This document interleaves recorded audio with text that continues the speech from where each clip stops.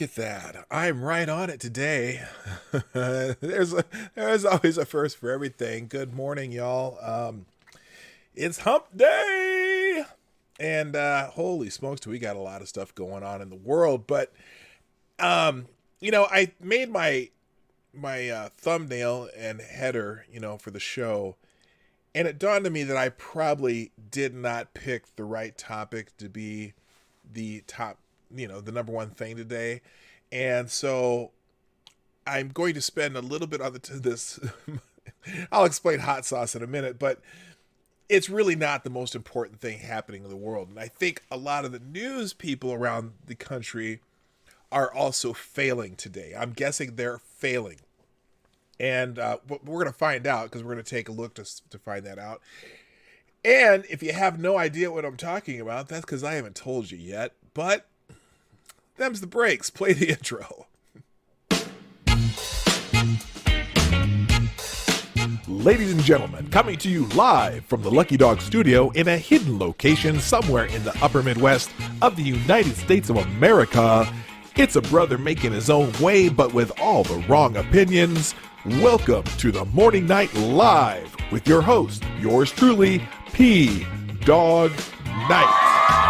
And stop the music now. Okay, good morning, everybody. Welcome to the Morning Night Live. I am your host, Marty, also known as PDawgKnight on the internet, and welcome back to the Dawg Knight Channel.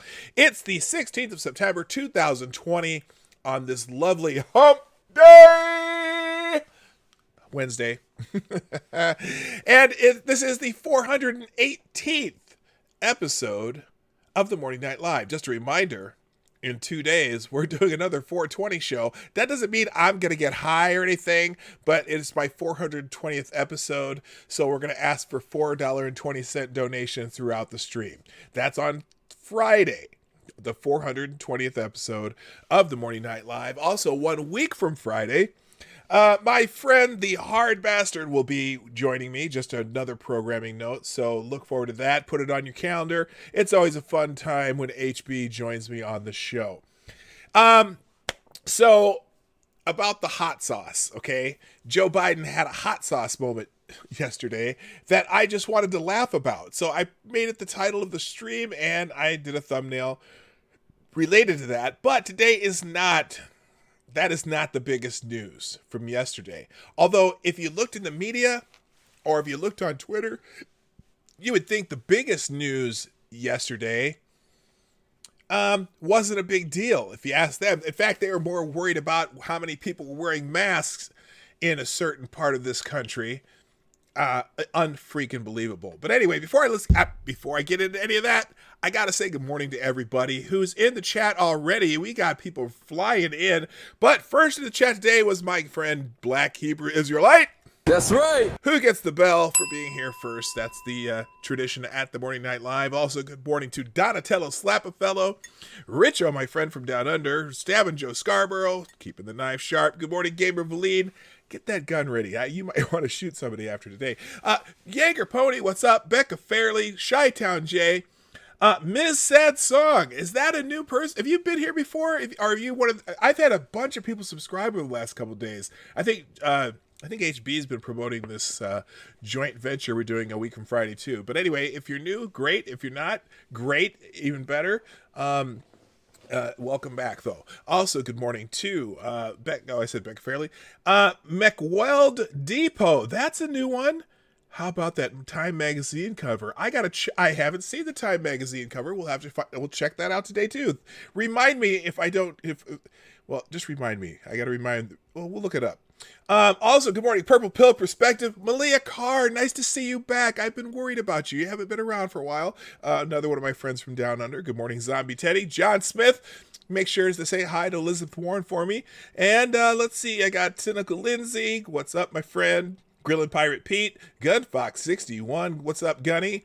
Small man with the 420 already. Talking about 420. Where I got lost here. What happened to...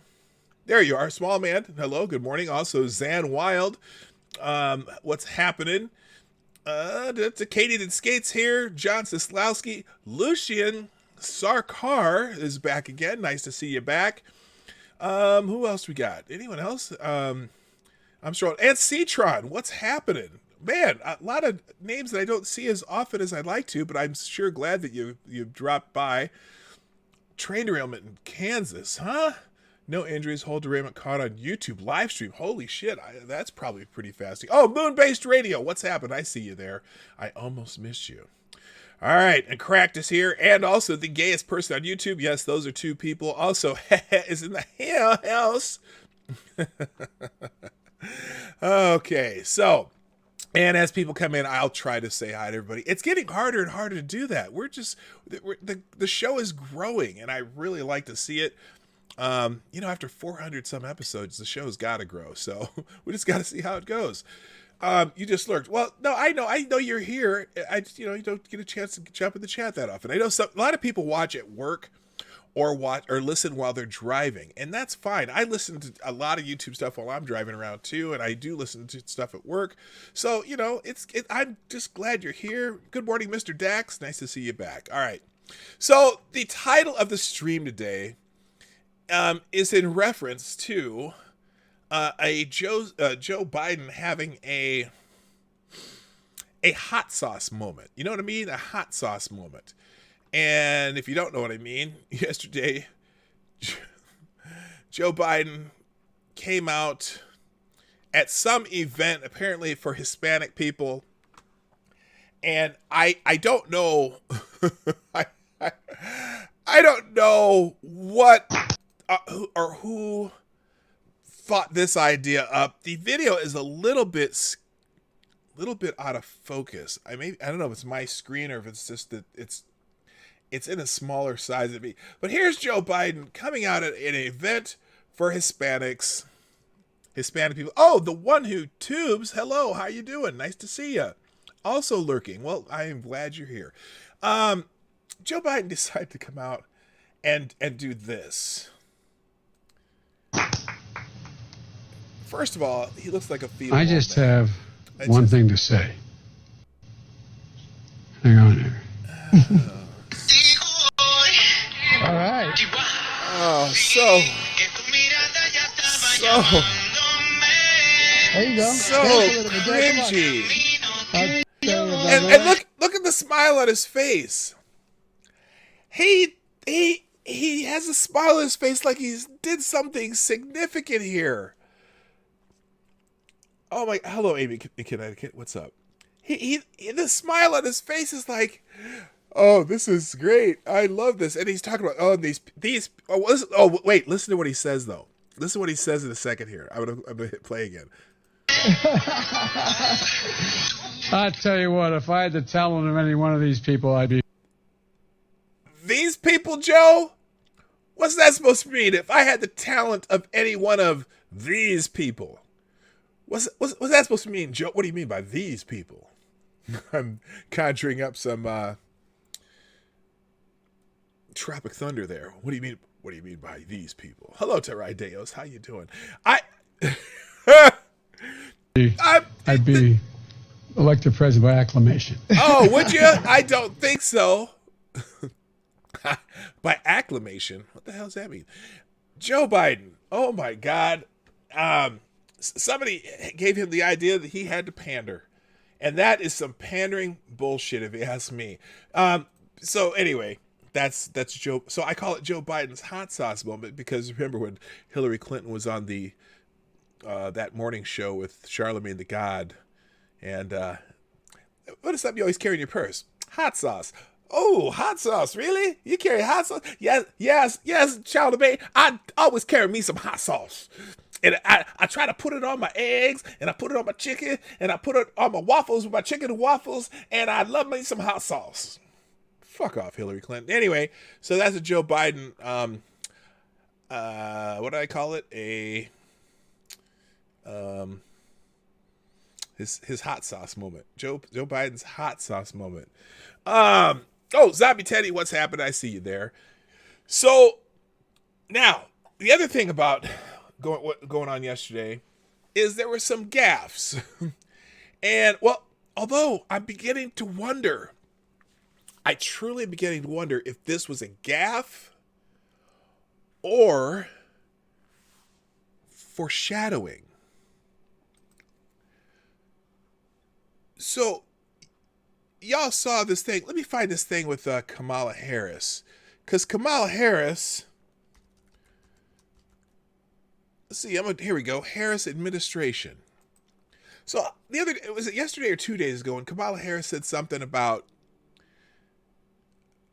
being the Harris administration. So here we go. Here's Kamala Harris. And she's talking to somebody, and she said something about the Harris administration. Hang on. A Harris administration together with Joe Biden. A Harris administration together with Joe Biden. And then Joe Biden did it too. Listen to this. Biden administration is going to relaunch that effort and keep pushing. Wait a minute, hang on. Come on, video play. Okay. Biden. Harris Biden administration is going to Harris relaunch that Biden effort administration. A Harris. What the hell is going on? Here's, and I'm not the first person to say this, but it was the same thought that I had when I heard this. Hello, hypnagogic monk. How you doing? When I first heard this, I thought to myself, could it be that this might be something that's being discussed in the background where nobody can see them, and they accidentally said it out loud? Hello, Cracked. How you doing? They might have said it out loud by accident. And I'm fascinated about it. So here's a Breitbart. Excuse me. Here's a Breitbart article about it, which, it's Breitbart. They're where Breitbart stands. Former Vice President Joe Biden pitched U.S. military veterans on the notion of a Harris Biden administration on Tuesday afternoon during a campaign swing through Florida. Biden, who has aroused concerns over his fitness for the presidency in recent weeks, told reporters in Tampa that a White House helmed by himself and Senator Kamala Harris would work to expand opportunities not only for veterans, but for military families as well. It's so much harder for military spouses to find good jobs and build their careers, the Democratic nominee said. We have to change that, and we're working on it. For example, making it easier to carry your professional credentials with you from one state to another when your spouse moves. The, quote, Harris Biden administration will relaunch that effort and make it easier for military spouses, blah, blah, blah, blah, blah, whatever else the hell he said. Hello, Kyle, what's happening? And Mike Savage, blarg.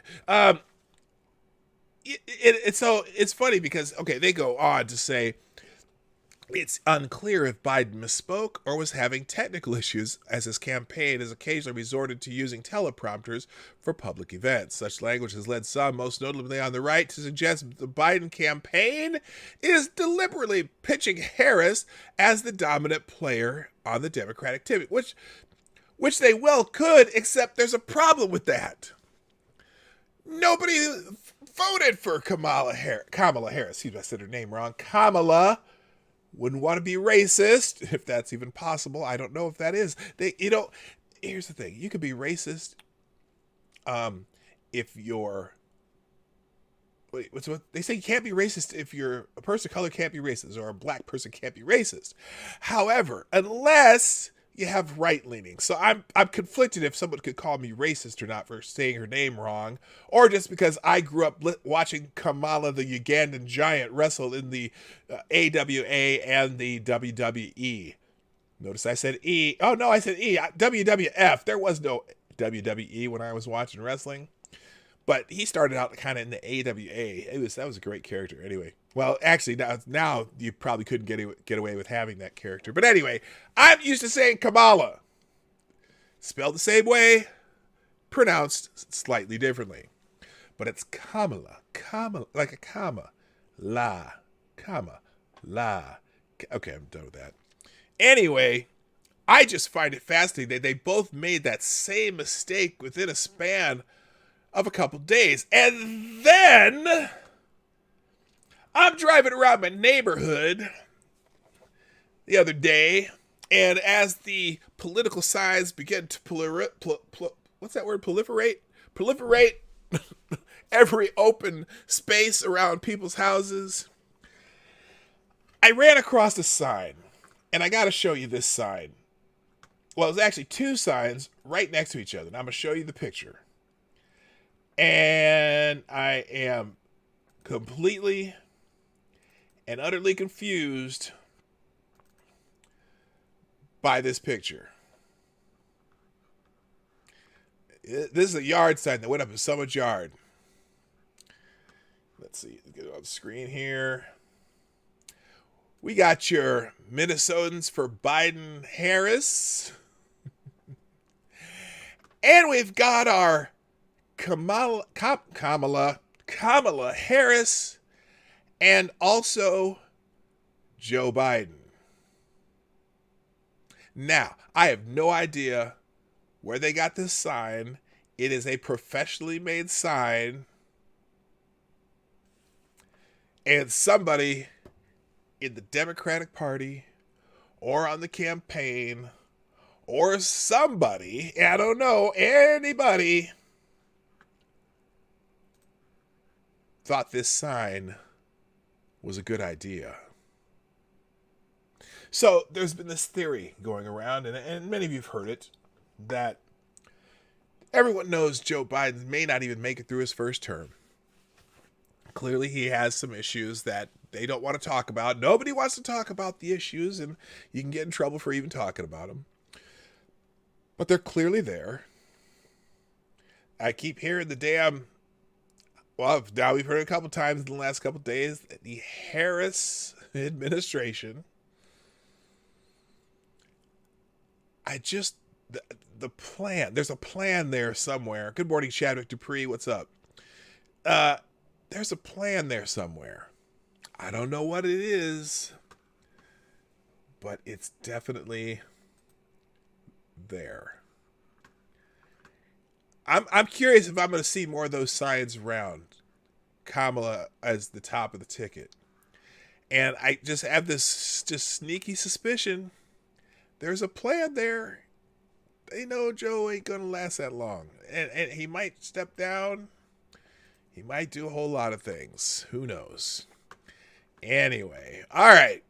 Oh, let's do this real quick. Let me thank a couple people real quick. Thank you for people who shared out the stream today. Becca Farley, who always does that. Ronan Wolf, what's happening? And Ronan Wolf's been sending me some cool stuff by a DM. Thank you all. So next we saw Collins, Cynical Lindsay, Becca Farley, all people who have shared the stream out this morning already. If you'd be so kind, I'm going to get this out of the way early. Please share the stream. You can do that right down there. There's that share arrow down there, or if you're on a mobile, it's up here. Hit that share arrow, share this out on your favorite social media, or you can follow me on Twitter, Minds, Gabs, or Parler. I'm on all four of those. I'm active on Twitter, and I think I'm going to start also anything I put on Twitter for the most part. I think I'm going to also put on Parler, and just kind of see what kind of interaction I can get on that particular platform. I've been on there for almost since it went on, but I really haven't been active on it. And I think I'm going to try to see what more I can generate out of that, because there's a lot of people on there that are very active, and it's just not quite, it's obviously not anywhere near the level of Twitter yet, but it's an interesting platform. All right. Oh, and also thank you, Chi-Town J, who just shared out the stream. I appreciate it. Wouldn't be surprised if they offed Biden. Wouldn't put anything past those creeps in government. Well, I hope he doesn't piss off Hillary. And yes, Gunfox, I hear you on the Discord. I'm going to get there, I promise. They know Biden is either senile or is going to die within the next 6 months, so they're prepped. Here, the other thing, because I've been saying this about the debates, right? Ex-Bubba Hotep, what's happening? About the debates. So Joe Rogan put out this thing the other day and offered to have a 4-hour debate with those guys. Do you still use a hashtag, or have you given up on that? I haven't technically given up on it. It's just that I don't have a long enough show, and I kind of changed my format a bit. But I do go to the hashtag just to get news stories once in a while. So don't give up on me. And I know Gunfox emails me a bunch of stuff too, tons of stuff. And my aggregator just has so much stuff going on right now. I'll eventually get to it again, but for now, It's not going to be reliable, to answer your question. All right. Excuse me. Now I lost my train of thought. Anyway, let's get into the bigger story that should be the top story on every news station and on Twitter. And it's funny because I go to the Explore tab on Twitter, and is there a blurb? I mean, there's more stuff about President Trump's town hall yesterday than the real event yesterday that is going to shake up the world. And that is the treaties that were signed yesterday at the White House. This is a story from Human Events. I'm gonna go through the whole thing, and my disappointment with some of these news outlets is just unbelievable. But anyway, the U.S. brokered peace accord between Israel and the UAE will change the balance of power in the region. In recent weeks, the faint hope for peace in the region, perennially plagued by conflict in the Middle East, has come closer to becoming a reality. Facilitated by the United States, two Arab nations, the United Arab Emirates and Bahrain, have made moves to establish full diplomatic relations with Israel. Now, before I even go into this, I've seen a lot of people bitching, oh, this is just some election bullshit. Oh, they've never been at war. This is no big deal. Bullshit! This is a huge deal, okay? Because it doesn't matter if UAE, Bahrain, and Israel have ever had a conflict before. The fact that two Sunni Arab nations are going to have full diplomatic relations with Israel is earth-shattering. If you think of the 50-year history of this region, okay, this is amazing, and the fact that more nations may be jumping into this is amazing, and it's a master stroke by someone who everyone thought was a clown. Okay, including me. That's why I didn't vote for Trump in 2016. I thought he was a bit of a clown, and he has gone far beyond my expectations. Okay, I didn't vote for Hillary either because she's a criminal. Anyway, all right, this historic breakthrough is the culmination of almost 2 decades of largely secret diplomatic efforts, not to mention the continuously changing regional power dynamics. There is little doubt that these recent advances will accelerate Israel's rapprochement with other Arab states, promote peace and prosperity in the region over time, and, importantly, will upset Iran's plans for the dominance in the region. We talked about that the other day when we were talking about the 8-week plan, how this is a total shift as far as those countries in the Middle East do not want an Iranian nuclear umbrella over the region. They don't want that. They don't. Most of them don't like Iran. Dog Thrapple. Good morning, Scribe. How you doing? And Advocate Diabli, the Devil's Advocate. What's up? On August 13th, U.S. President Trump, Israeli Prime Minister Benjamin Netanyahu, and Sheikh Mohammed bin Zayed released a joint statement that announced full normalization of relations between the two countries. The UAE struck a deal with Israel in exchange for the promise that Tel Aviv will forego the annexation of disputed territories in the West Bank. Thank you, Malia Carr, for the first. I didn't reset. Hang on, I didn't reset my.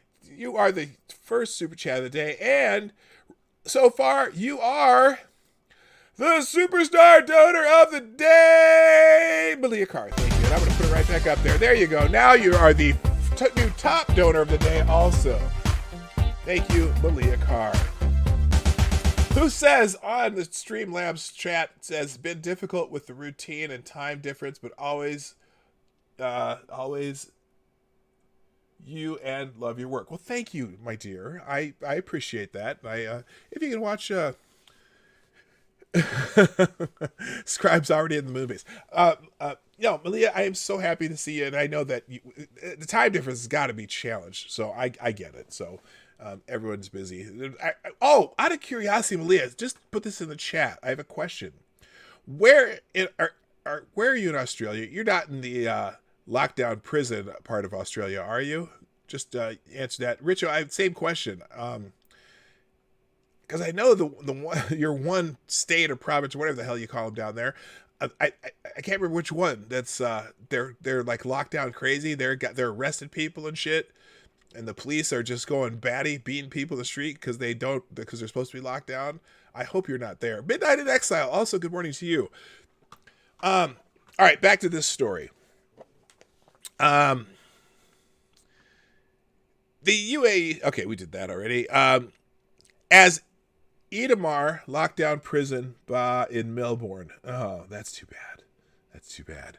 Anyway, as Edamar Rabinovich, one of Israel's leading Middle East historians, told Thomas Friedman, instead of Israel annexation for a Palestinian state, they made it Israel non-annexation in return for peace with the UAE. He added that Jared Kushner, senior advisor to President Trump on the Middle East, basically generated an asset out of nothing, which Israel could then trade for peace with the UAE. It was peace for peace, not land for peace. Yeah, that's another thing. I got to tell you, because that's the thing. And this has got to be sitting in Obama's craw really bad, because everyone was saying this could never happen. Anyway, interestingly, the peace accord itself, dubbed the Abraham Accord, was made possible by a set of almost accidental conditions.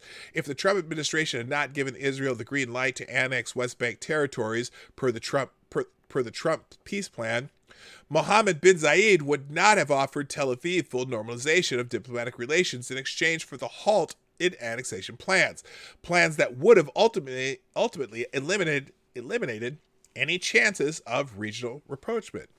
Still, many other catalysts proved favorable for reconciliation between the two states. For starters, the two share a mutual perception of Iran as a security threat and opposition to Tehran's nuclear program, as well as a shared hostility towards political Islam. Moreover, growing Israeli-UAE ties have been an open secret for years, including collaboration in culture and technology and joint military exercises. And, of course, both countries are also close allies to the United States, which boded well for the prospects of normalized relations. But Abu Dhabi's decision to officially recognize Israel is a stark break from the early 2002 Arab Peace Initiative, which up until now reflected the consensus view of all members of the Arab League, including the UAE. The 2002 initiative explicitly states that normal relations with Tel Aviv could be reestablished only if Israel returns to its pre-1967 borders. In defiance of that, the UAE is the third Arab country to enact a peace treaty with Israel, following Egypt, which normalized relations in 1979, and Jordan, which normalized in 1994.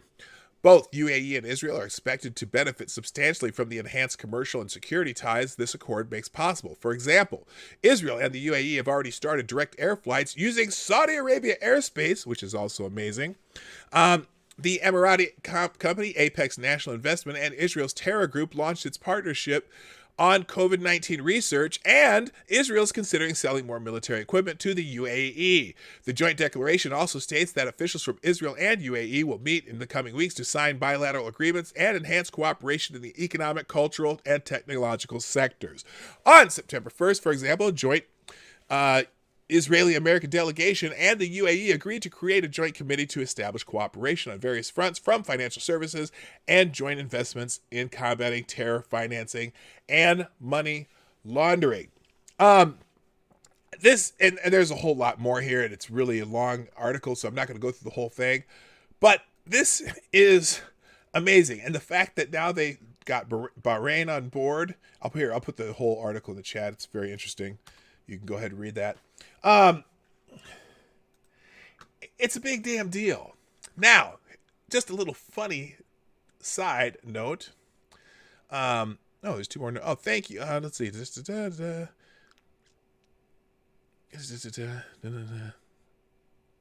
Oh, good Lord. Thank you.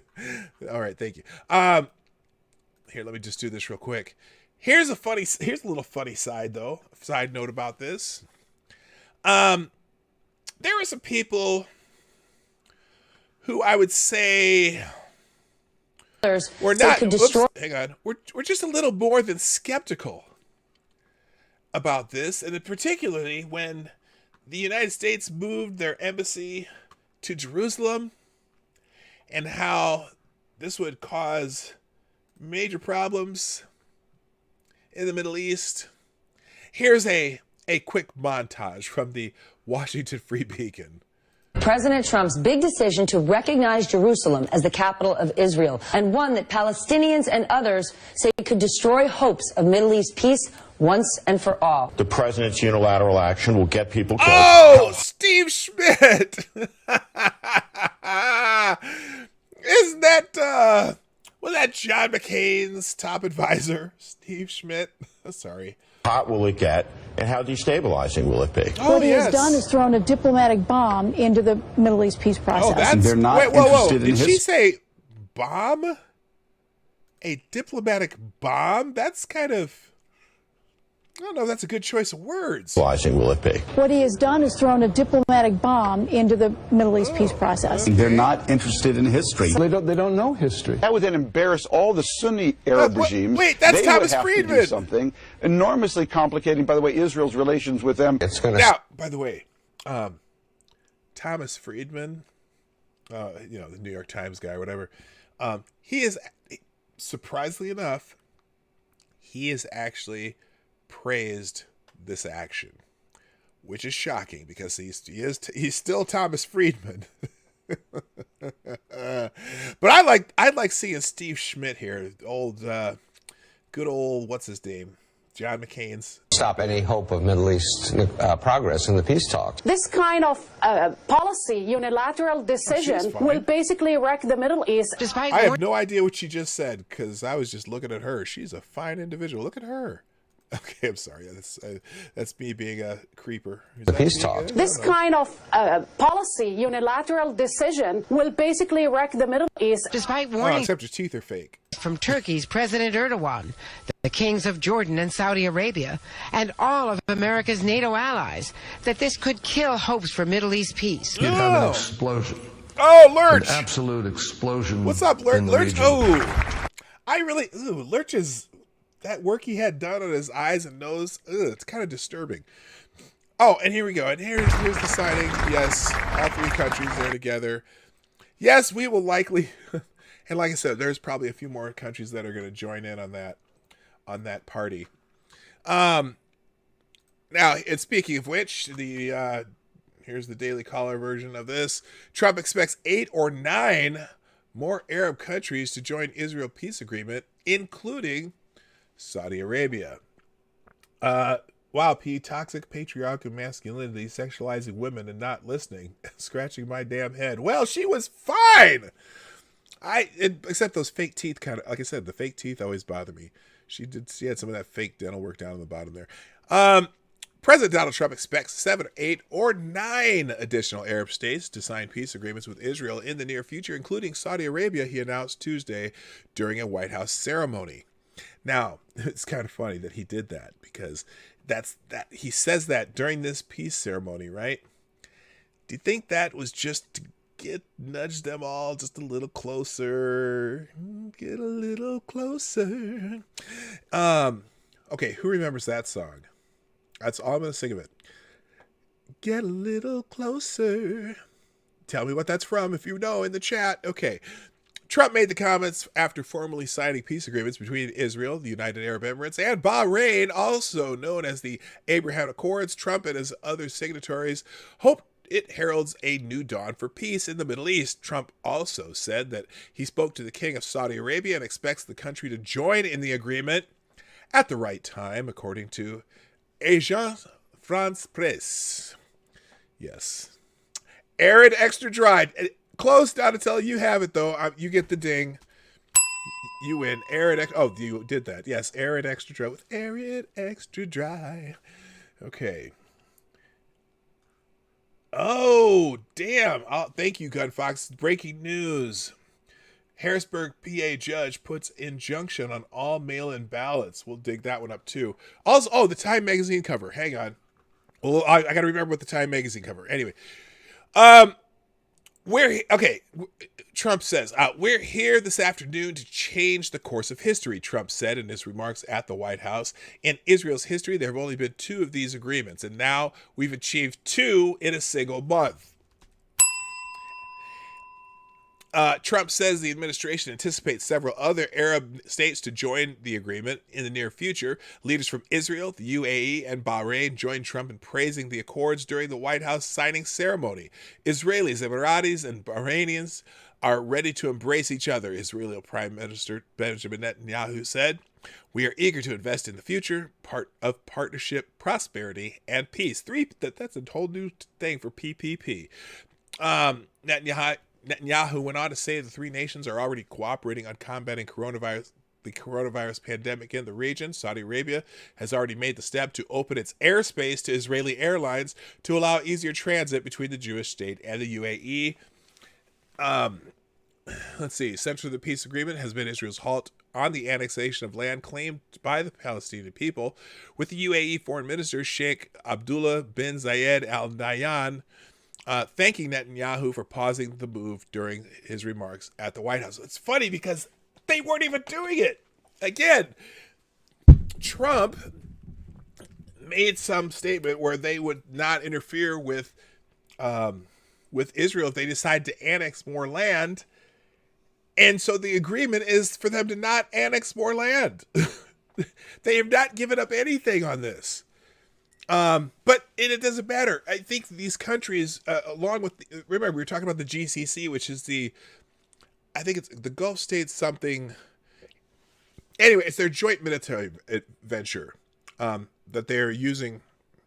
The Arab states have this joint military venture that they are using to protect themselves from, one, they defeated ISIS with it. Okay, all their special forces joined together, and they were the ones fighting ISIS with American logistical assistance and back end help. And so they've taken care of that, and now they're also a deterrent against Iran, because Iran is the Shia state, and these are all Sunni states. So anyway,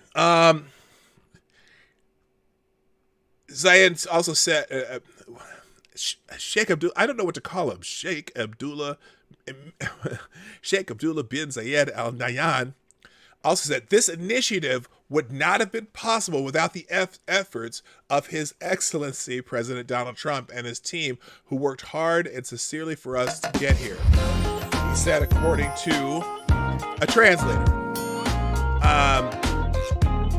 Thank you, Gamer Valine, with the 556, which I will read in just a second here. Your Excellency Prime Minister Netanyahu, thank you for choosing peace and for halting the annexation of Palestinian territory. So that's really cool. Thank you, Gamer Valine, with the 556, firing away. Breaking news, Alan Dershowitz is suing CNN for slander. I'll be petting my cat like a movie villain every time I read the updates. That was weirdly arousing. Anyway, God, just terrible. Thank you, Gamer Valine, my friend. Kind of weird. All right. Well, let's, since y'all have been throwing breaking news at me, let's get into some of the breaking news. What was the one? Let's see. Gunfox said where's Gunfox here? Let me scroll up here and find, WM's judge in Harrisburg, Pennsylvania put an injunction up. Okay, let's find this because I want to see this. Here, let's check it under the news. You know what? We're just going to go and we're going to explore what's happening in the world since you guys got me going here. Have they put it in here yet? Oh,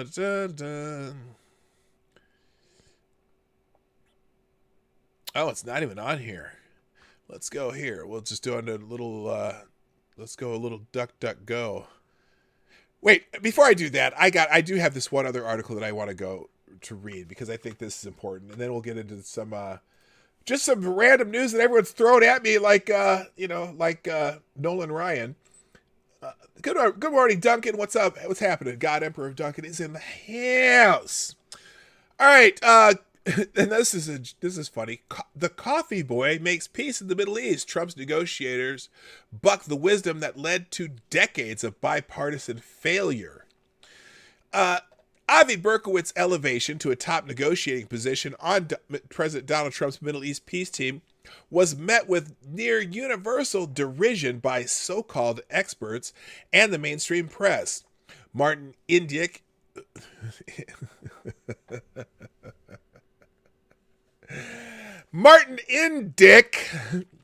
who served as ambassador to Israel under President Clinton, mocked the appointment of Jared Kushner's one-time assistant.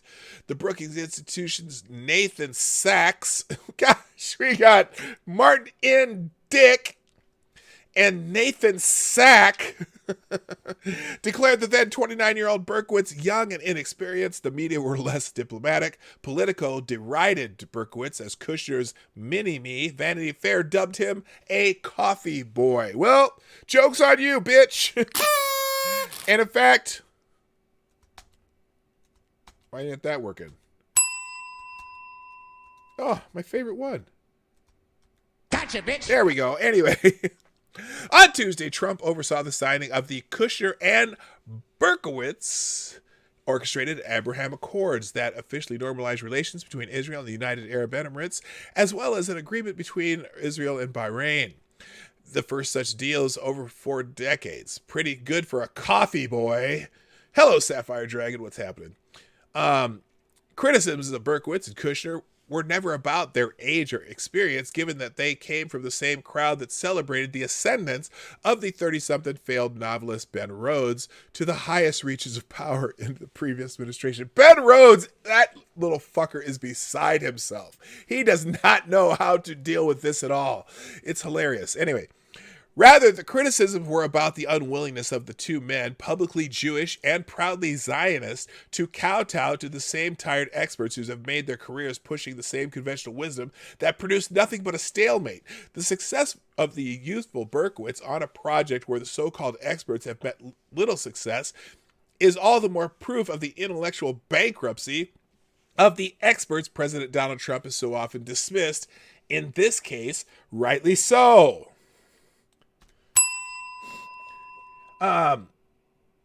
Let's see.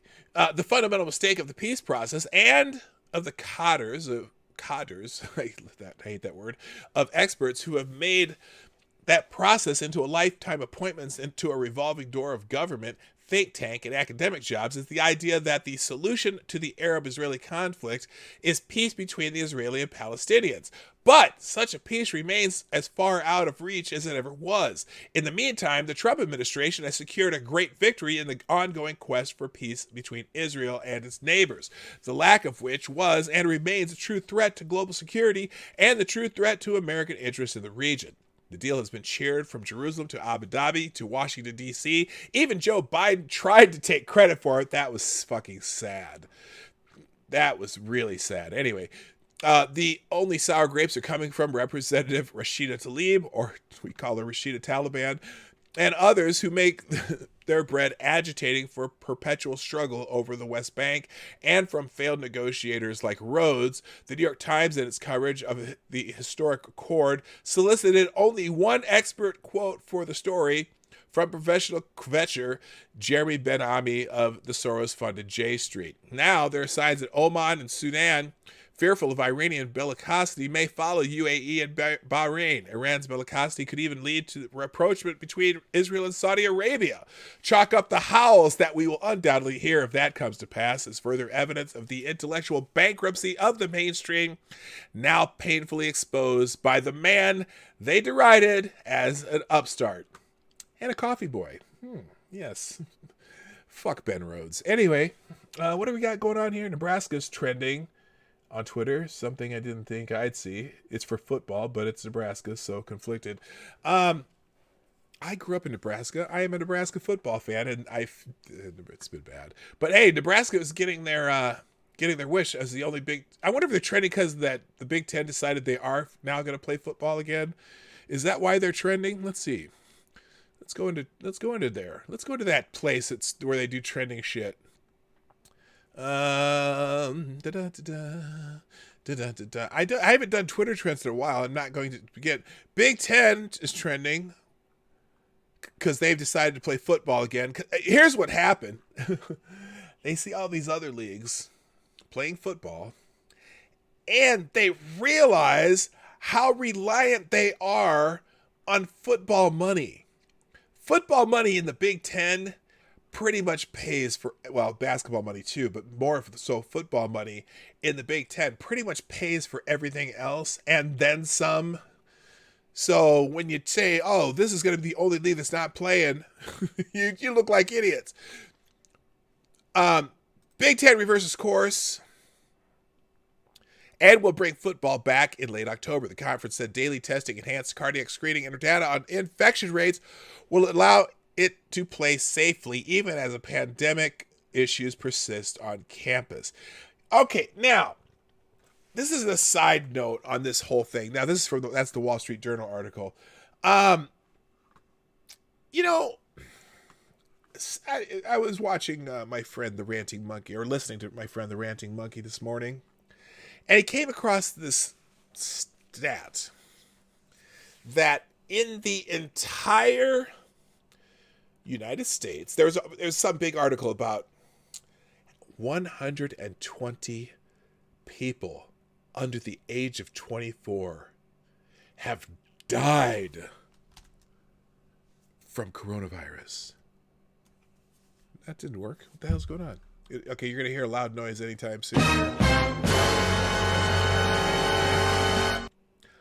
100, I'm going to repeat that. 120 people aged 24 and under have died in the United States. We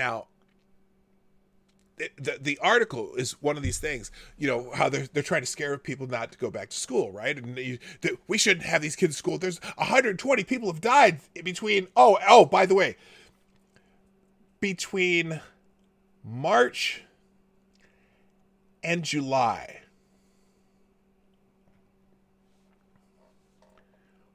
$120. Now, they said there was like 391,000 cases of COVID in that demographic, in the age 24 and under, and 120 have died. I'm just going to dig out, just give me a second here. What did I say? 120 divided by 391,000. Oops. Backspace. Equals. That's 0.000306905. In other words, 0.03% of people between the under ages 24 and younger who've gotten COVID-19 have died. Now, I went and looked up. I went on the CDC and I was trying to figure out, well, how many people die from the flu every year from this kind of stuff? That in that age group, ages 20. And the last year that they have the full records for that, for the entire year, 796 people died from the flu in 2018, ages 24 and under. That was a light flu year. There were some 9,000, I can't remember the exact number, 9,000 people that age who died from accidents. And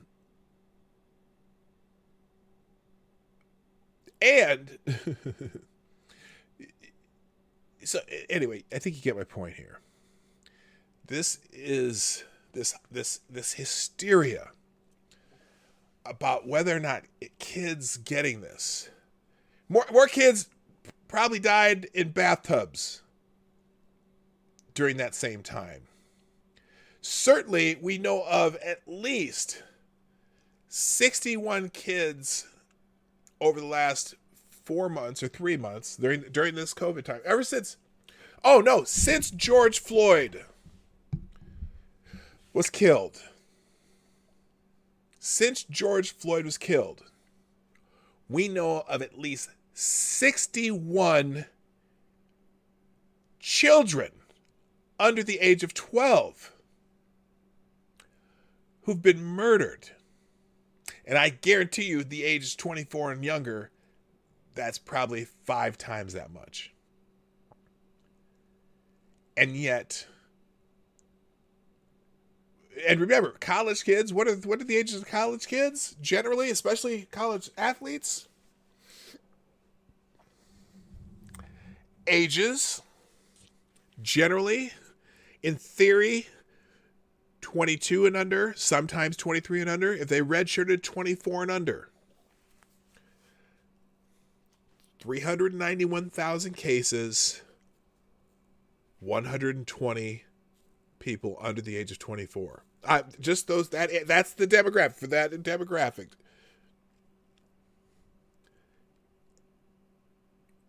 The Big Ten probably should have figured that out ahead of time. Now, granted, in effect, I think the rate of the infection to death rate from, I think, under age 50 is still under 1%, well under 1%. In fact, it's under 0.1%.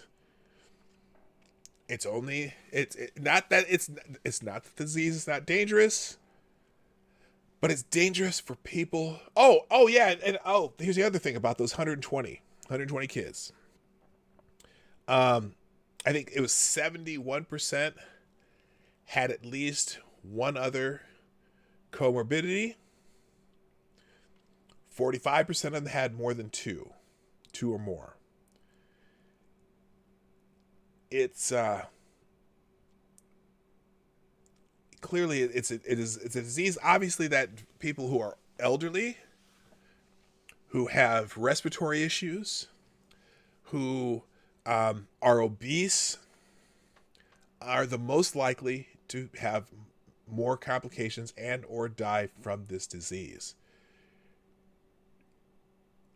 I think our strategy from now on should be to protect those people and let everyone else get on with their fucking lives.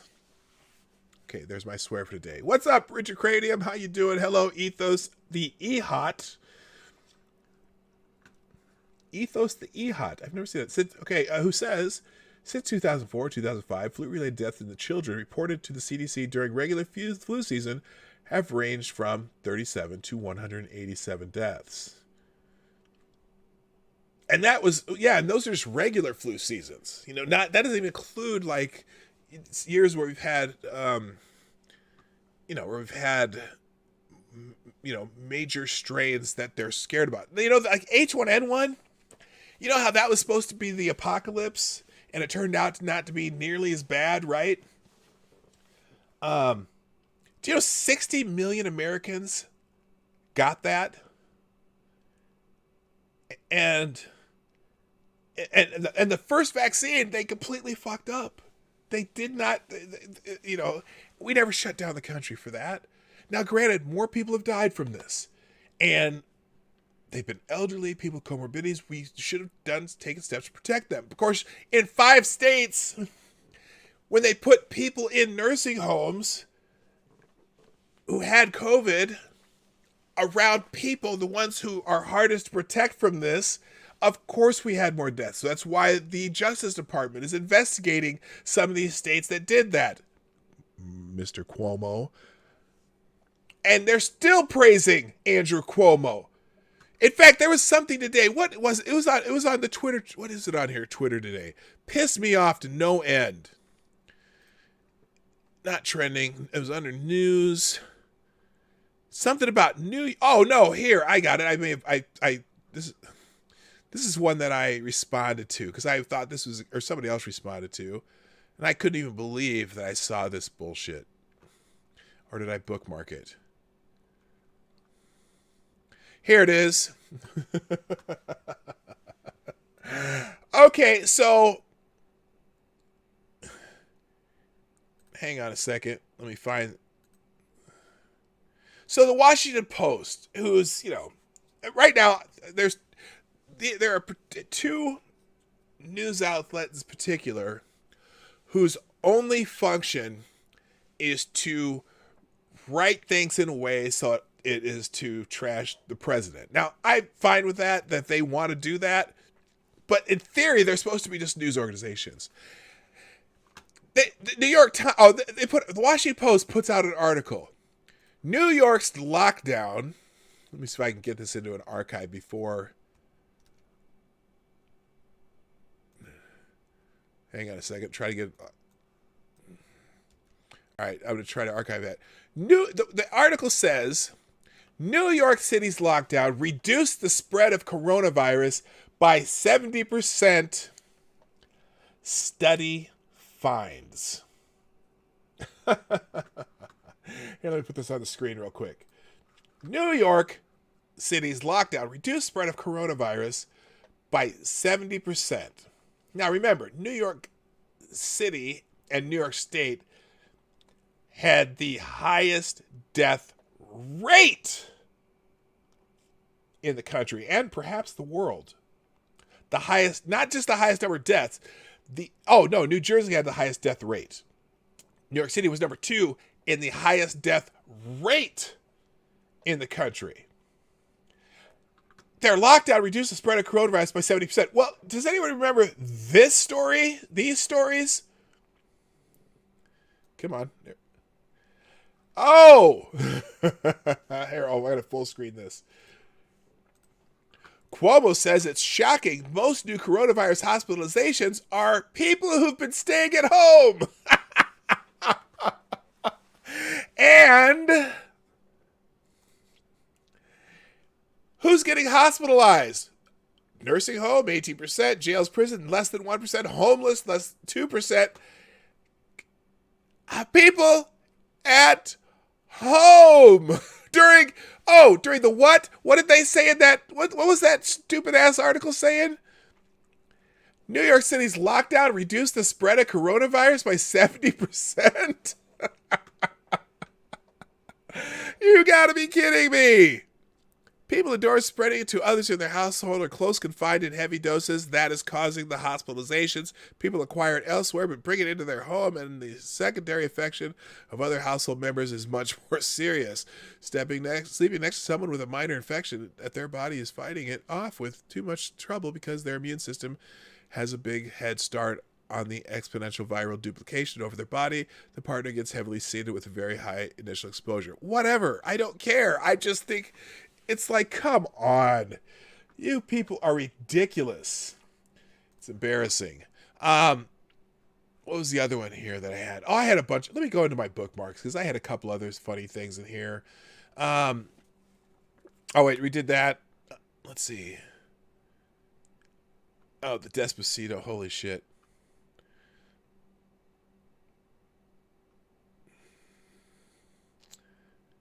Oh, and this is, oh my God. This is, the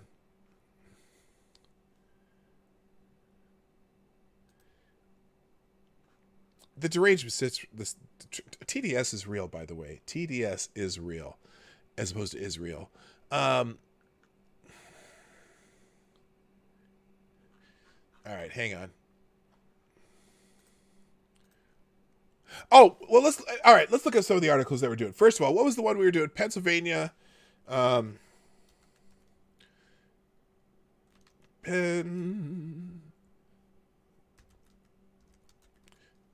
judge. Was it a Philadelphia judge, Gun Fox? Which was what? Was it that did that? Oh, there we go. Pennsylvania judge ballot. Let's look this one up. Thank you, Gun Fox. Pennsylvania officials stand by pandemic response after judge rules against orders. Judge rules Green Party can stand Pennsylvania ballot. I think it's this one. Oh, good Lord. Pennsylvania election judge admits stuffing ballots. Okay, here we go. Let's try this one. All right, full screen it. There we go. All right, here we go. So Pennsylvania officials stand by pandemic response after judge rules against orders. That's not the one. You said something about ballots, though, right? Gunfox, remind me what. Remind me what you said there. Because this is from September. I screwed that up. Let's go mail-in ballots. We'll just get on DuckDuckGo here. Or I wonder if it's in my... Oops, there's my...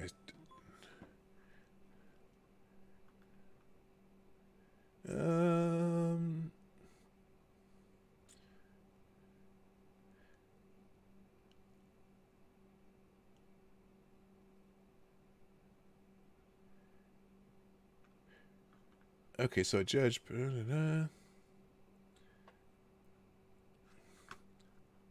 Alright, I can't find it. Let's just do this. It should be in here.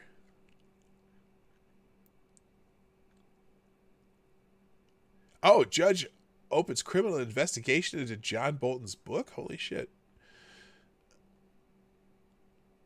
Oh, I don't know if you heard about this. So, the Biden campaign has an app. Did you check your email? Gunny might have dropped a link in there. It's possible. Oh, that's a good point. Actually, I'll do that. See if it's in here. Thank you. You should, Lindsay, you should be my producer. Sometimes I need one, but this is one of those days. I was so overwhelmed with all the freaking news today. There's just so much. Okay, let's see. Oh,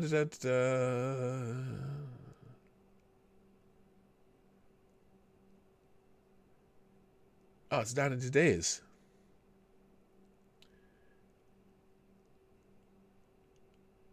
Oh no, what? Oh gosh, hang on. Here's one that Gunfox gave me though. Video reviewed of police shooting of transgender woman. Oh good lord.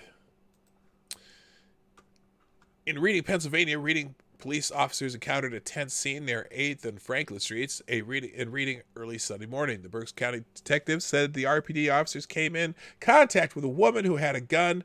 They told her to drop it, but she refused and pointed the gun at police, who fired back, striking her at least once. This is an open investigation, and the district attorney, John Adams, has the case and is proceeding that now. So the part of the video that we saw was really a small snippet of that, said Michelle Deck, Executive Director of the LGBT Center of Greater Reading. Have they had riots on this one?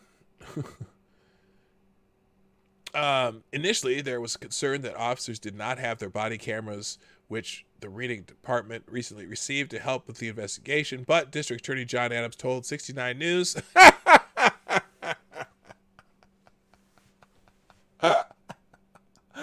Oh, my God! 69 News. Huh. Huh. I'm sorry. This is a day full of double entendres. It's just full of them. First we had dick and sack. Now we have 69 News. They are reviewing the body camera footage as well as witness video. Blah, blah, blah, blah, blah. So there will be... I don't know if there were any riots over that shooting. Probably wasn't a black trans woman, so nobody cared other than the LGBTQ activists in the area. But, you know, if you point a gun at a cop and you just got to sometimes think maybe you're going to get shot. Or if you run at the cop with a gun or a knife or any other weapon, I'm sorry, but that's Darwin Awards. I'm just saying. Hang on here. Let's go back into this. So anyway, the Joe Biden, so I was going to say the Joe Biden campaign has an app, and apparently the app exposes data on 191 million Americans. Now, I can't imagine Joe Biden having an app that, anyway, a bug was recently discovered in Democratic presidential candidate Joe Biden's official campaign app that allowed anyone to access sensitive voter information on millions of Americans. Oh, they had the voter information on these Americans. Oh my God. The privacy breach reportedly affects 191 million Americans. That's like, isn't that almost 2/3 of the country? Jesus. Or a third. It's more than half for sure. It's just over half. Anyway, TechCrunch reports that a recent study by the App Analyst, a mobile computing expert that reviews and investigates apps, found a major issue in Democratic presidential candidate Joe Biden's official campaign app. The campaign app, Vote Joe, allows Biden's supporters to encourage friends and family members to vote in the upcoming U.S. presidential election in November by uploading their phone's contact list to see if their friends and family members have registered to vote. Oh, good God. The app matches users' contacts with voter data supplied from the political marketing firm TargetSmart, which claims to have files on more than 191 million Americans. When the app finds a match, it displays the voter's name, age, birthday, and which recent election they voted in. Jesus Christ, it's none of your damn business. The app claims that this helps users find people you know and encourage them to get involved. They found that they could trick the app into collecting anyone's information by creating a contact on his phone with the voter's name. The analyst told TechCrunch that the app also pulls in a lot more data than it displays. By intercepting the data that is sent between the device and the app's servers, the analyst saw more detailed and private information of voters, including their home address, date of birth, gender, ethnicity, and political party affiliation. Good God. They should... So they need to disable their apps, basically. Good morning, Katie. Good morning, Sean. Oh, I said hi to you guys already. Oh, of course.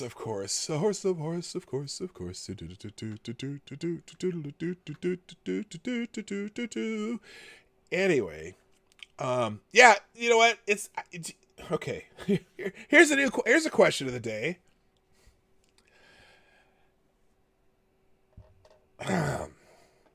And the question is, do you trust Democrats with any of your data?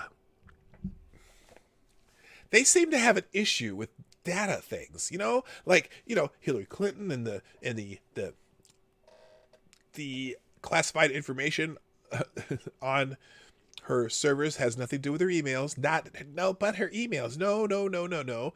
We're talking about the classified information that was improperly stored on her personal equipment, or the little issue with the phones and the Mueller team. 29 different phones accidentally got wiped and reset.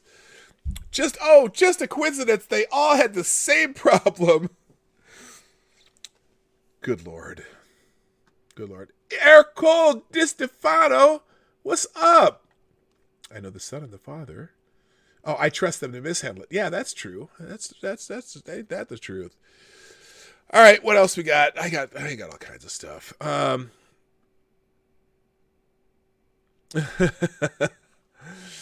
Oh, another 1,600 uncounted New Jersey ballots discovered in a mislabeled bin from July primary. Oh, is that all?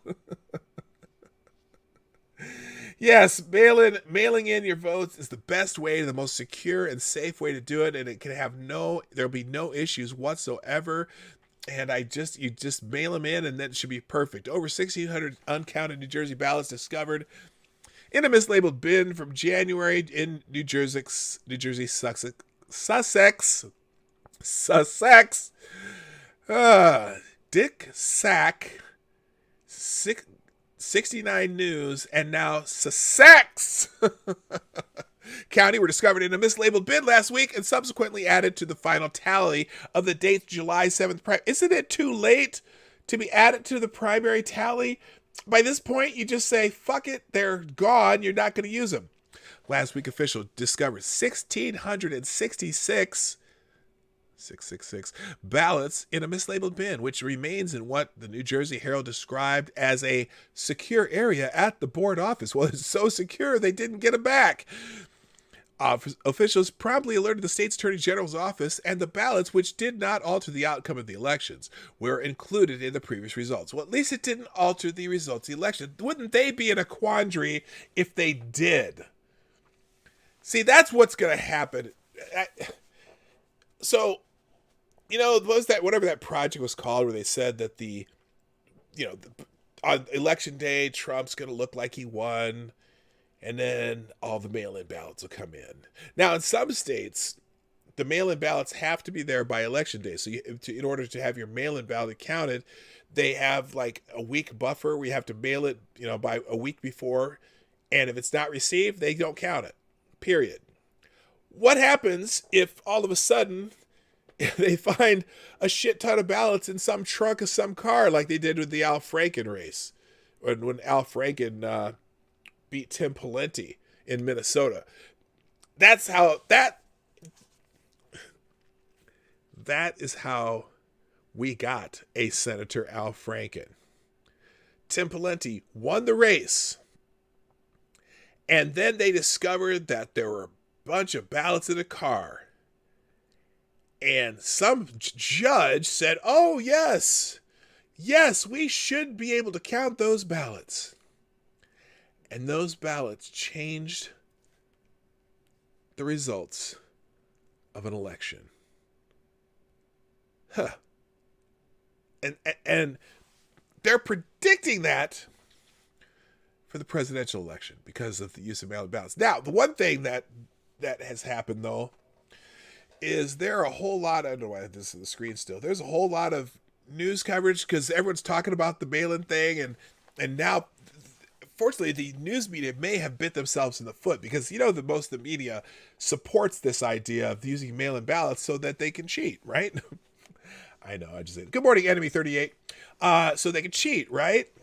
And, but now, a lot of these blowhards, I'll just call them blowhards, a lot of those blowhards on TV are actually starting to scare some of their own people about mail-in ballots, saying that that Donald Trump is controlling the mail service and he's trying to screw you out of your vote. So a lot of these people are going to vote in person instead. So maybe that will, nullify the amount of fraud. I don't know. Anyway, that's the old mail-in ballot scam.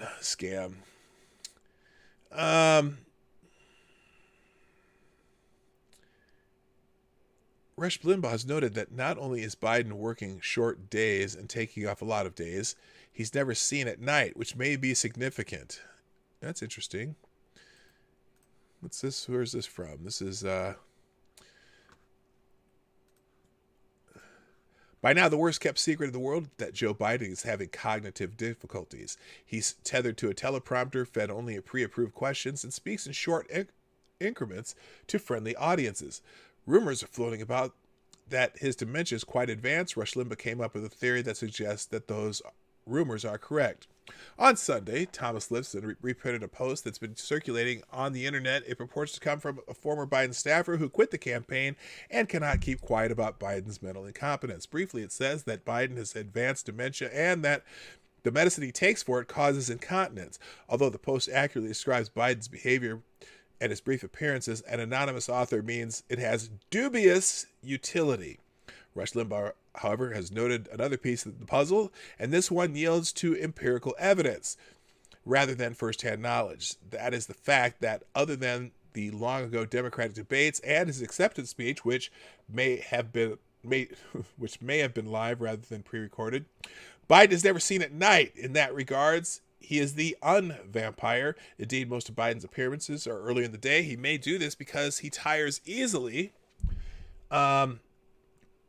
And by afternoon is running on empty. Rush, though, posits that Biden may be suffering from sundowning, something strongly associated with dementia in the elderly, especially with Alzheimer's. Sundowning is so named because it consistently appears the sun is setting.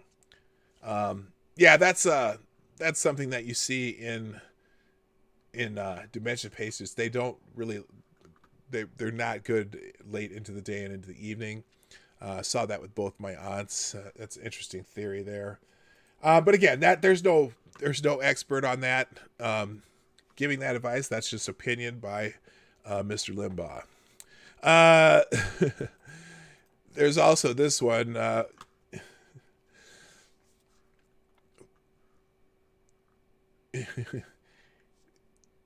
It votes Biden or it gets the riots again. Threats of left-wing political violence if President Trump is reelected have gone from subtext to the plain text.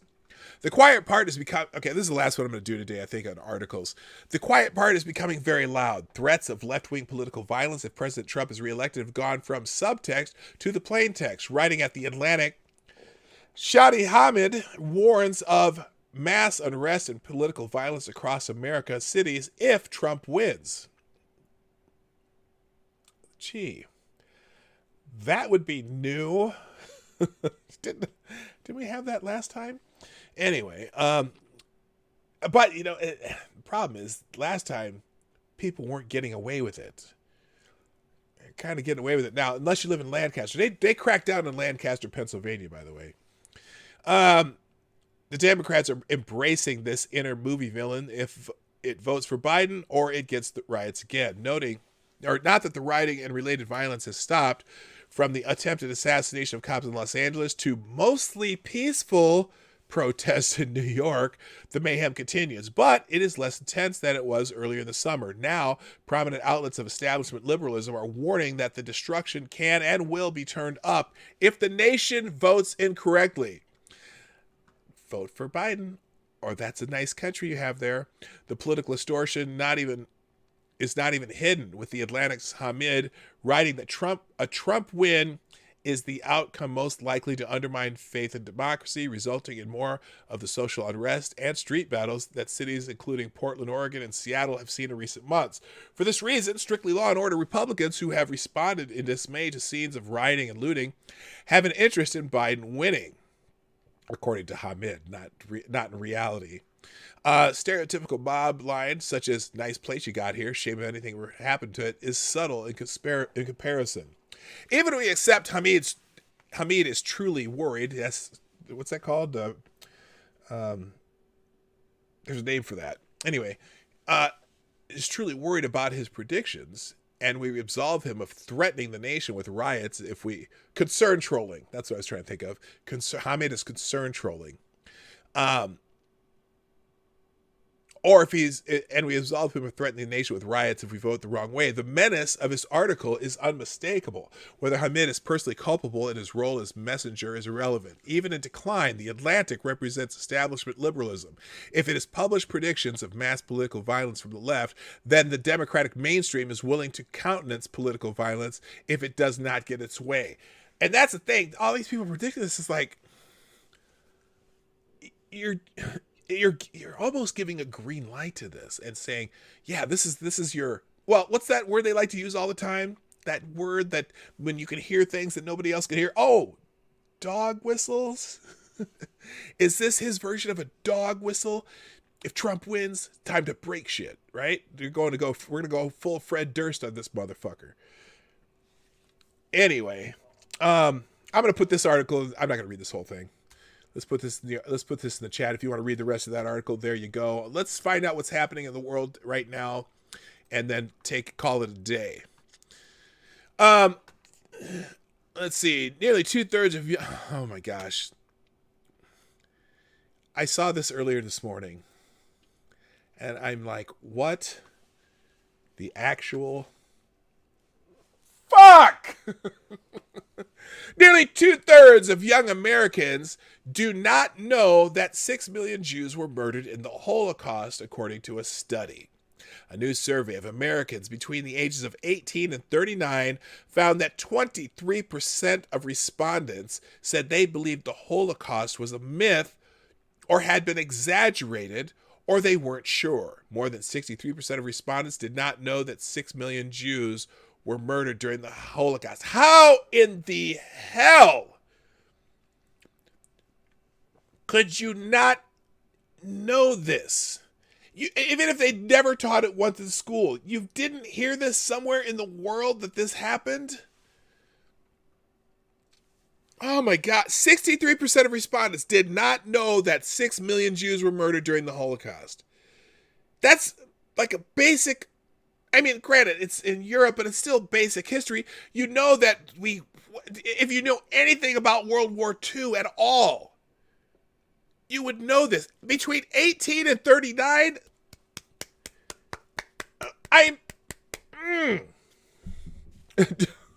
Don't know about 6 million Jews, but know about 72 different genders. Yes. Oh my God.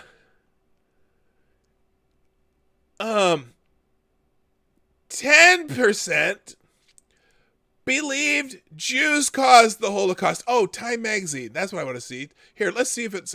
We'll do a search on Twitter. Time Magazine. Is this going to piss me off? Who told me about this? Okay, here's time.com. Oh, God. I'm scrolling. What days... Today's cover. Naps may be good for your heart. Great. Where's the cover today? Not J.K. Rowling. Oh, J.K. Rowling is the alphabet crowd's pissed at J.K. Rowling because she's writing a book where the subject is a murderer who cross dresses to murder people. Hello, Sapphire Dragon. Hello, Willie. What's up? Hello, Check Your Logic. Good morning. Okay, where's this Time cover? Here, let's do this. We'll do it on here. Let's look for Time. Current Time cover.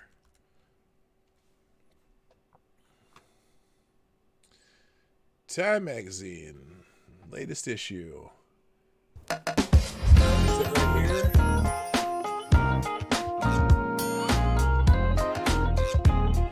Thank you, Gamer Valine, with another 556 shooting straight and the top superstar donor of the day. Tell me again how they are qualified to determine who is a Nazi. I'll wait. Yeah! If you don't know anything about the Holocaust, and you don't know about that, how can you call anybody a Nazi, you dumb motherfuckers? Let's see. Is this the current one? Is this the current issue? What's the date on this one? This is... Yeah, except he just negotiated peace in the Middle East. I don't know if that's the one you're talking about, but anyway. Holy shitballs, Batman. Back to the Explore tab. Anything else new happening right now? On the news trend here. Bahrain. Well, at least they got this to the top. At least it's a top news story that the Bahrain United Emirates signs normalization agreements. I got to tell you, I was reading some of the... Okay. Oh, CNN too. Oh my God. So you're having this historic signing of a peace treaty between states in the Arab nations signing with Israel. And their headline on the CNN.com was something about White House gathering where nobody's wearing masks. You dumb motherfuckers. I don't just, God, gee God. This peace will eventually expand to include other Arab states, and ultimately it can end with Arab-Israeli conflict, end the Arab-Israeli conflict once for all. Israel's PM Benjamin Netanyahu says during the ceremony for peace accord between Israel, UAE, and Bahrain. That's great. I want to show you some of the comments, though, to these types of threads when they're talking about this. Okay, so a peace accord has been signed between countries that weren't at war.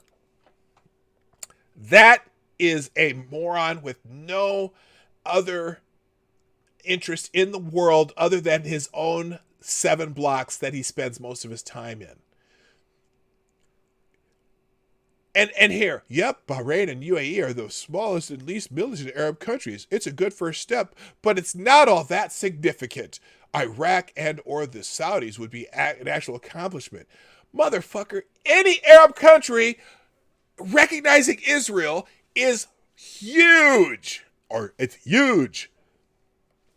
It doesn't matter. Watch the heads explode. Watch all these heads explode, though, if they actually start signing deals with all those other Arab countries that, or even Muslim countries that that sign on to this. Remember, the Serbia-Kosovo deal, both of those countries are also opening diplomatic ties with Israel. And in fact, is it Serbia that's Muslim? I don't know, whichever one is Muslim, are putting their embassy in Jerusalem. You don't think this is a seismic shift that people just don't understand whatsoever? Maybe it's because it's some young shitbag like this who has no idea what the fuck they're talking about. Oh, they're the least smallest and least militant Arab country. It doesn't matter. They're an Arab country, and the fact that Saudi Arabia opened up its airspace for commercial flights from Israel to Bahrain and UAE, these motherfuckers just don't get it. And it's that Ben Rhodes is probably pissing his own pants right now. It's great news as long as you are not a Palestinian. You might wake up one day and find that some Israelis want your land more than you do. If they can't take it by force, they will just cut off your natural resources until you can't survive. The Israeli. Guess they didn't pay attention to what the deal was here, did they? And guess what? You know what would be just freaking amazing? Let's say some of these other Arab countries do also join in this diplomatic firestorm. Anyway. Do you think it puts a little pressure on the Palestinians when all these other Arab countries are doing this? And the Palestinians might want to say, maybe we should kick these Hezbollah and Hamas assholes out of here and let's just have a peaceful world in this part of the world. I think the Israelis want that. Maybe they do. Maybe I think they do. And to convince the Palestinians to do that would be amazing. It would just be amazing. Anyway, moving on. What else is new in the news? On the news tab here. And this is good shit. ICE deports key witness in a sexual assault investigation at the immigrant detention center. That's what? The woman has been held in the facility, which is overseen by Immigration and Customs Enforcement, for about a year, and told lawyers about a pattern and practice of abuse there, including that guards systematically assaulted her and other detainees in areas that were not visible by security cameras. Okay, if that is true, it absolutely needs to be investigated. Apparently, they had deported a crucial witness in an ongoing investigation into allegations of sexual assault and harassment at an El Paso immigrant detention center, according to the witness's lawyers. Now, this is one of those where you gotta be very careful in what you say and believe, because it could be a tactic of taqiyya, if you're familiar with taqiyya, even though that's not a immigrant thing, that's a Muslim thing. But anyway, or it could be a case that they need to fucking fix right now.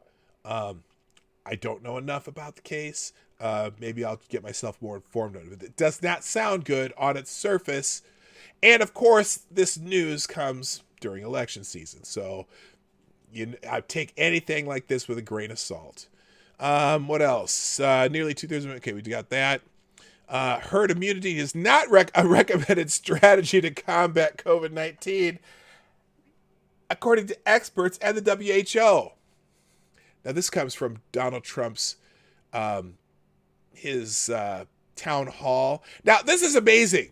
Okay, this is amazing. First of all, here, I'll read this first, then we'll get into why this is amazing.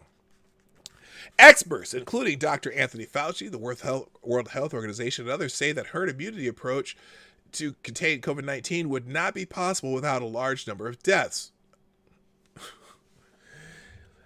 While answering questions during a town hall event hosted by ABC, Donald Trump said the virus would disappear as people develop a herd mentality. He meant to say herd immunity, he just misspoke, appearing to mistake the term herd immunity, which occurs when enough people build an immunity to a disease, preventing its spread.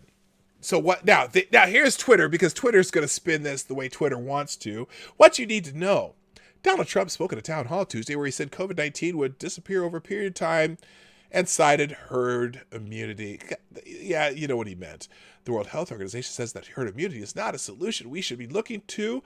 Dr. Fauci says attempting to achieve herd immunity will result in totally unacceptable number of deaths. What is an acceptable number of deaths, Dr. Fauci? And has it been tried anywhere? Sweden. And what kind of results are they having?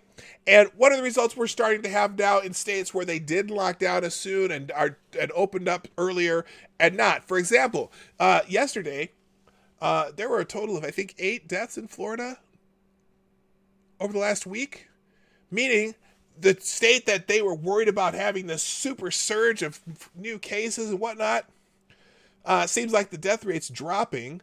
And why would that be in a state that opened earlier than most other states? I wonder. I don't know. But you know what? Who knows? I don't think they fucking know. That's the problem. They just don't know. You know what?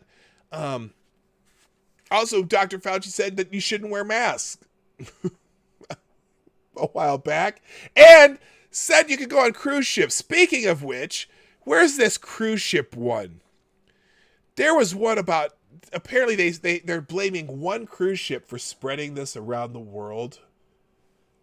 Carnival Cruise. I'll have to find it in here. What else is new? Jim Cramer apologized for calling Nancy Pelosi Crazy Nancy.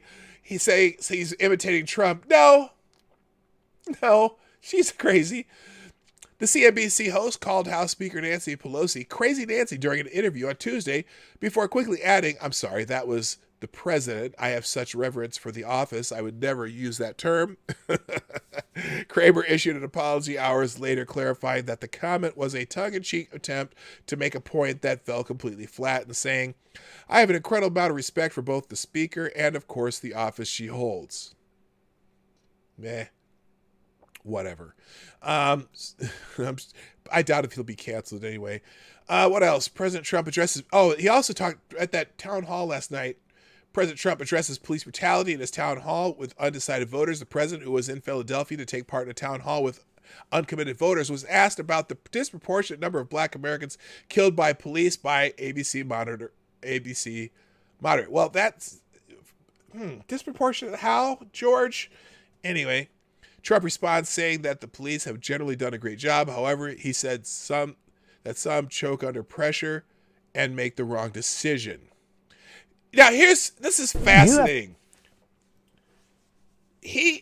Donald Trump, obviously here in this town hall meeting, live with George Stephanopoulos and this crowd, taking questions, and there was a lot of planted questions that were,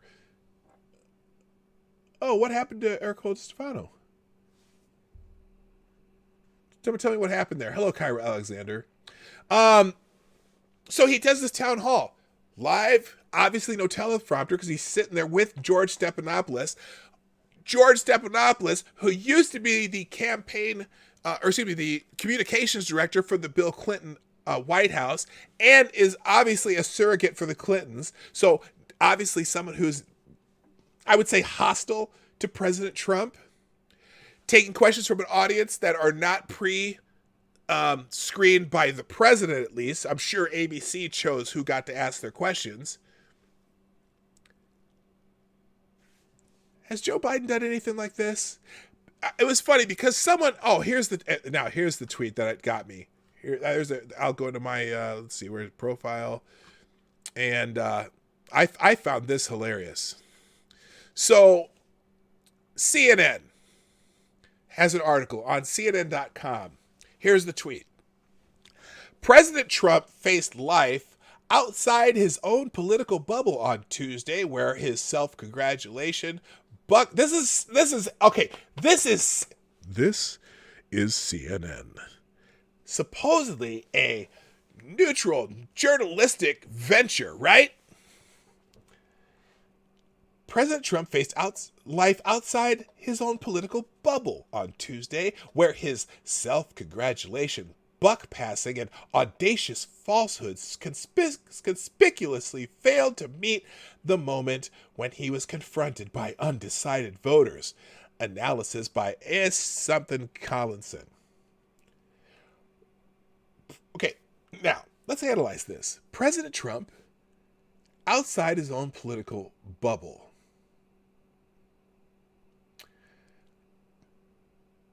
Out of curiosity, one or two in the chat, 1 would be yes, 2 would be no.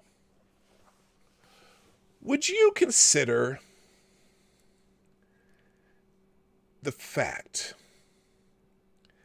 that President Trump taking questions daily and holding press conferences quite often, taking questions from the White House press corps? I'll repeat, taking questions almost daily from the White House press corps.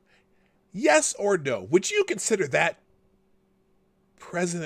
being President Trump inside his own political bubble? 1 for yes, 2 for no. Would you consider the fact that President Trump take questions daily from the White House press corps of the president being inside his own political bubble?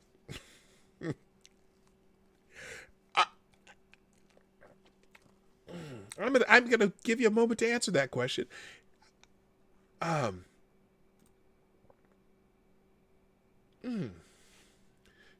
for yes, 2 for no. I said 4, yeah, double that too.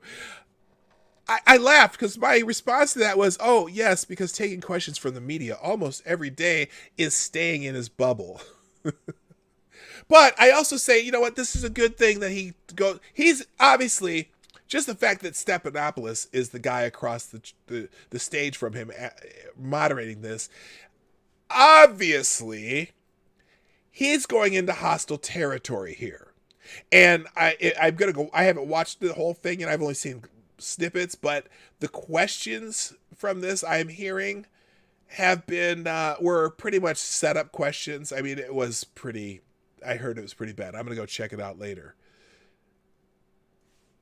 What bubble are they fucking talking about? Holy shit.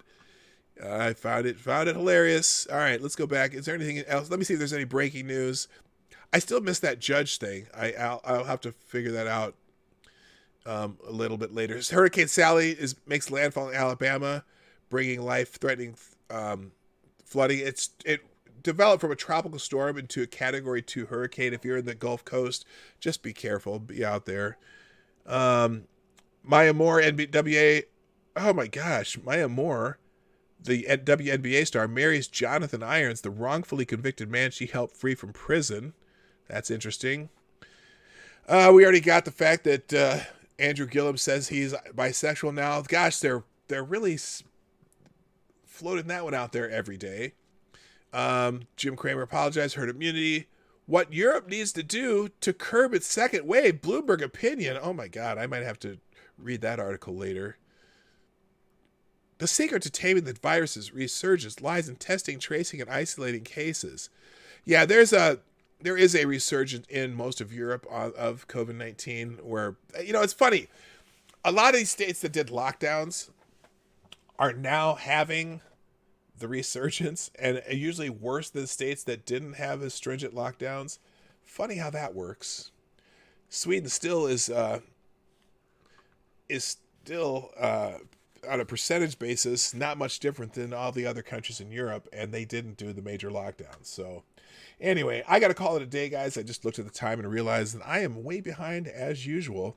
Ladies and gentlemen, thank you so much for being here today. Before you click anything, though, stop what you're doing, as I'm about to ruin the image of the style that you're used to. I always have a song in my head, and if you know that one, put the name of the song in the chat. And if you know the artist, that would be great too.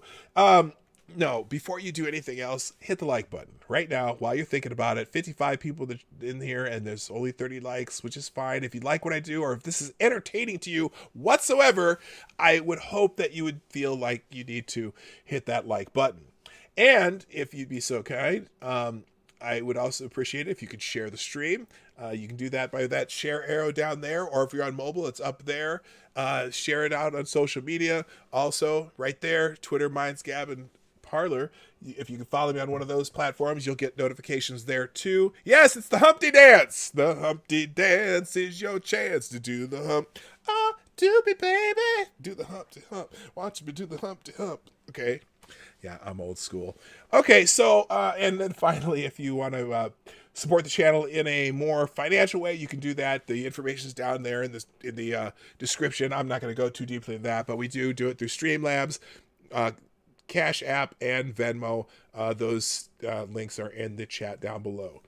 That's it for today, people, because, I'm out of time. But thank you so much again for being here. My name is PDawgKnight, and I'm out of here. Bye-bye. Have a great day.